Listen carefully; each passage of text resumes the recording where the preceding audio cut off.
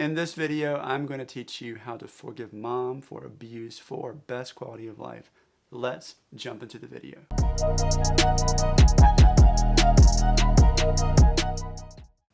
If we're just meeting for the first time, my name is Stokes Mayfield, and my passion is giving you the best tips for breakthrough and healing and freedom. On this channel, you're going to get some of the best how-to, reaction, and strategy videos to get your breakthrough and learn what it takes to keep it. So if you're new here, consider subscribing, and please check out the show notes and links in the description below. And now, let's get into the training. In life, the first person to pick up offense loses, and in life, the first person to forgive wins. Did you know to put a screw into a wall, you can use a butter knife, manual screwdriver, or an electric screwdriver? All three work, but I think we would all agree the electric screwdriver is the most efficient. There's multiple ways to forgive, and I'm going to show you the electric screwdriver approach to forgiving. I heard that 1 billion drill bits were sold in the US market last year. Do you want to know why? People bought 1 billion drill bits for the feeling they got walking past the picture they had hung up on the wall. What feeling do you get when you walk past your mom in unforgiveness? What feeling does your mom get when she walks past you in unforgiveness? Present tense or past tense? Now, let's get into the how-to. Step 1, see the end from the beginning. Have a vision, have an end goal in mind. And that looks like seeing chains break. What does a chain do? It holds you attached or in close proximity to something that is dragging. Imagine what it would be like with the chain. The chain in this case is unforgiveness toward mom for past abuse. Imagine the chain broken right now. See the end from the beginning. Gene Wagstaff with Word of God Christian Counseling says, when I don't forgive my mother, my father, or anyone else way back there, there's going to be a law that goes into effect. It's called a law of multiplication. Because when my wife takes the place of that person, your spouse, when you marry your spouse, you two become one, right? Your stuff that you haven't dealt with before you get married now becomes your wife's, and your wife's becomes yours. If you're not married, then great, you're ahead of the curve because now you have an opportunity to get healed of unforgiveness before you get married. Okay, if you tell me, I'll forget, but if you teach me, I'll understand. Let me read this over one more time. When I don't forgive my mother, my father, or anyone else way back there, there's going to be a law that goes into effect. It's called a law of multiplication because when my wife takes the place of that person, the two become one, I will have to forgive them many times. Forgive who?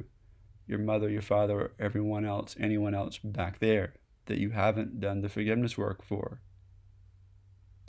Peter did the same thing. The Bible says in Matthew 18:21-22, then Peter came to Jesus and asked, Lord, how many times shall I forgive my brother or sister who sins against me? Up to 7 times? Jesus answered, I tell you, not 7 times, but 77 times.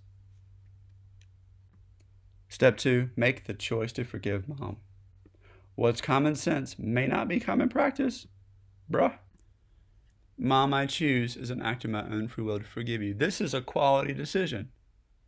Mom, I choose as an act of my own free will to forgive you. The reason why I choose as an act of my own free will to forgive you is I want my mind, my will, and emotions to come into alignment in making this change. So I'm going to say it 2 more times, 3 total. Mom, I choose as an act of my own free will to forgive you. Mom, I choose as an act of my own free will to forgive you. Do you notice any kind of a shift toward the decision? This is about getting the rest of you submitted to the choice and see the chain break. Step 3, identify what it is you need to forgive mom for. Pro tip number 1, if you're a Christian, ask the Holy Spirit inside you to help you with this. Okay? Holy Spirit, what do I need to forgive mom for? And watch the memories begin to come to the surface. Now, if you're making up your mind that you're not going to hear Holy Spirit, then it's going to be tough. So make a different choice, right? This is a time to remove the excuses. Now, you say, I don't have the Holy Spirit. Well, then this is an incentive for you to go and get to know what Jesus did for you so that you can then get the Holy Spirit inside of you by becoming a new creation in Christ, which is a real thing, not a religious thing. You're being a doctor performing surgery on yourself. Involving the Holy Spirit gives you additional time back because He's the shortcut. Pro tip number 2, forgiveness is like peeling an onion. We usually forgive the surface level stuff first, but the surface isn't where the juice is. Start writing your list. There is going to be more than one thing that you need to forgive Mom for. Here's a list of some things my clients shared that they forgave their mom for that are really common.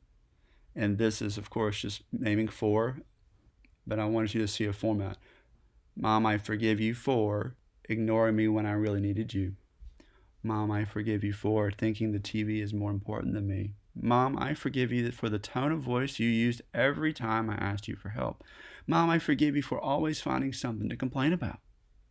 Now, you'd be due diligent and be ready to write down what the things are that come up in you.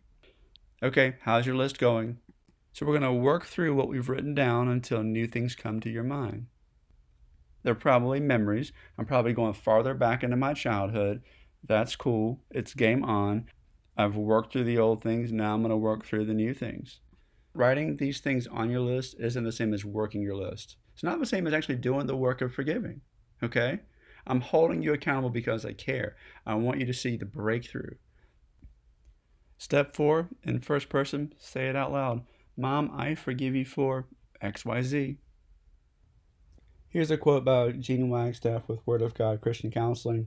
When I forgive, I don't forgive in my mind. I speak the words out loud. You know, everything God created, He created with the spoken word, not the thought word. The power is in the spoken word, not the thought word. So the power in me forgiving is in my spoken word, and that's why I excuse myself to go outside so that I can speak it out loud that I forgive her. What he's saying there is you're in a situation where you're face to face with mom, or maybe it's your spouse, because our spouse can bring stuff to the surface that we haven't forgiven our parents for. Give yourself time to learn to recognize this.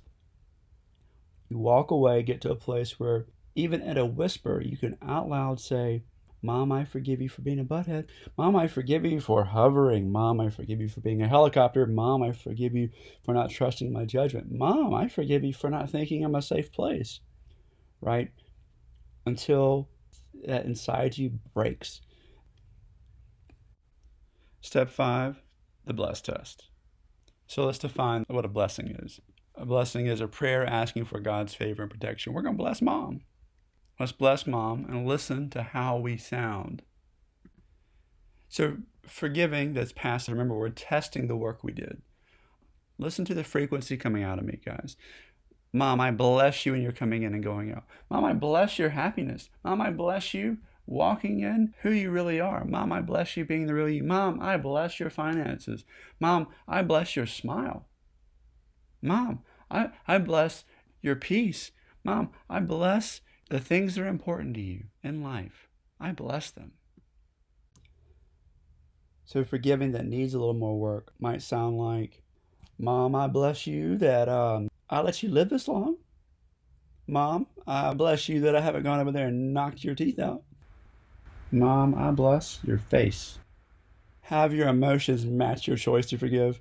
If they don't, the root isn't on your list yet. Be real with yourself. Dig deeper with what's on your list and keep going. This is your list. This is your healing. There are a whole lot of people getting a whole lot of blessings around here, Geraldine Schrock says, assistant pastor.